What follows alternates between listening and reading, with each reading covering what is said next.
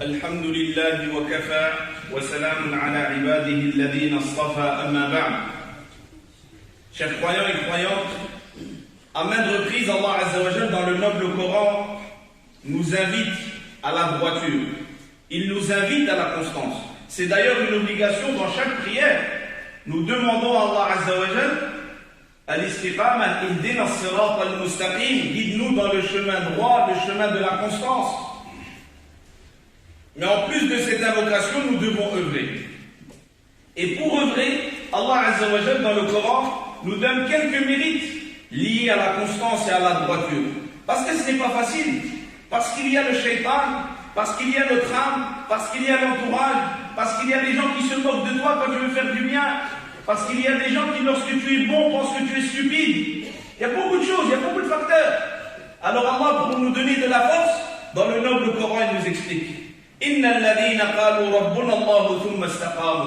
Ces gens qui ont dit notre Seigneur est Allah, puis qui sont restés constants, qui sont restés droits, Allah Azza wa Jal nous cite dans ce passage les bienfaits de leur droiture.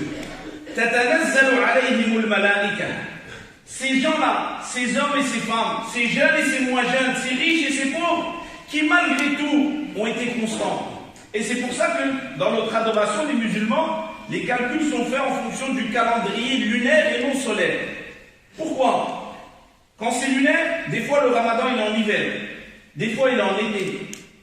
Tu es adorateur d'Allah dans toutes les situations.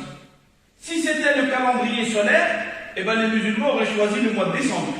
Et toujours Ramadan, ça aurait été le mois de décembre, on jeûne quand il fait frais, quand la journée est courte. Mais quand il fait chaud et c'est trop long, non, on ne jeûne pas. Mais ce n'est pas ça l'adoration. L'adoration, c'est la soumission à Allah Azza wa Jal, même quand la situation change et est difficile. Ces gens-là, qui ont été constants, Allah Azza wa Jal va leur envoyer des anges au moment de mourir. Ça, c'est un passage du Coran. Et ces anges diront à cette personne-là, femme ou homme, Allah takhafu wa la tahzanu, n'ayez pas de peur et n'ayez aucune crainte. N'ayez pas de peur pour ce qui arrive. N'ayez pas de peur pour la tombe. N'ayez pas de peur pour le jour de la résurrection. N'ayez pas de peur pour la balance. Tout ce qui arrive, les anges seront avec vous jusqu'à ce qu'ils vous feront entrer au paradis. Allah takhafu wa la tahzanu. N'ayez aucune tristesse par rapport à ce que vous avez laissé derrière vous. Vous avez laissé une femme ou un mari, des enfants et des petits-enfants, et vous avez mal, vous êtes triste. Les anges à ce moment-là te disent ne sois pas triste, parce que c'est nous qui allons nous occuper d'eux. Allahu waliyyul ladhina amanu. Si tu es croyant et croyante, et si tu éduques tes enfants sur la croyance, et sur l'amour de la sunna, et sur l'amour du Coran, et l'amour de l'islam, et l'amour du bien, n'aie pas peur pour tes enfants. N'aie pas peur. Mais wallah, si tu leur laisses 1 million d'euros, mais tu ne leur as pas appris l'islam, tu vas mourir et ils vont se battre. Combien de familles musulmanes sont dans les tribunaux pour l'héritage de leurs parents? Comment ça se fait? Comment ça se fait alors que tu as de l'argent? L'héritage, c'est de l'argent sans effort. C'est comme si tu dis, on sort de la mosquée, les frères, vous êtes sages, vous faites la queue, on vous donne 1000 euros chacun. Ça va être facile. Et bien l'héritage, c'est encore plus facile que ça. Mais il y a plein de familles musulmanes qui se battent, et il y a plein d'avocats qui s'enrichissent des années et des années, et les affaires ne sont toujours pas réglées. Et si tu as éduqué tes enfants sur l'islam, n'aie aucune tristesse pour eux. Puis il leur dit, Allah takhafu wa la tahzanu, wa abshiru bil jannati allati kuntum tu'adun. Et nous sommes venus t'annoncer la bonne nouvelle du paradis qui vous avait été promis. Certains mufassirun ont dit, à ce moment-là, ils feront voir, la personne verra sa place au paradis, comme elle pourra voir sa place et sentir l'odeur du paradis dans sa tombe. Voilà le paradis. Il est là. Ce paradis qu'on ne voyait pas sur terre et pour lequel tu œuvrais, aujourd'hui il est là. Mais ce n'est pas fini. Bonne nouvelle après bonne nouvelle.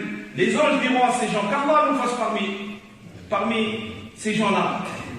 Ils diront, vous avez dans ce paradis, walakum fiha ma tashtahi anfusukum, tout ce que vous désirez, vous l'avez. Imaginez-vous cela, mes frères et mes sœurs. Tout ce que tu veux, ferme tes yeux. Tu veux une villa, tu veux ça. Tout ce que tu veux, tu vas le trouver. وَلَكُمْ فِيهَا مَا ce que tu souhaites, mais tu n'as pas envie de demander parce que pour toi c'est impossible.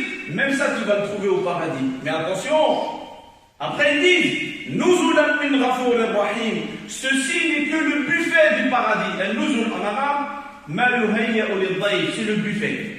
Tu vas dans un mariage, au début il y a un buffet avec des bons jus, avec des cocktails, sans alcool bien sûr, on est musulmans, avec des gâteaux, c'est bon ça. Mais ça, ce n'est pas ça le repas de mariage. Le repas, c'est un méchoui, c'est quelque chose de grand. Nuzulan min Ghafurir Rahim. Cet accueil-là a été préparé par Allah. Pour qui? Pour celles et ceux qui ont été constants. Nuzulan min Ghafurir Rahim.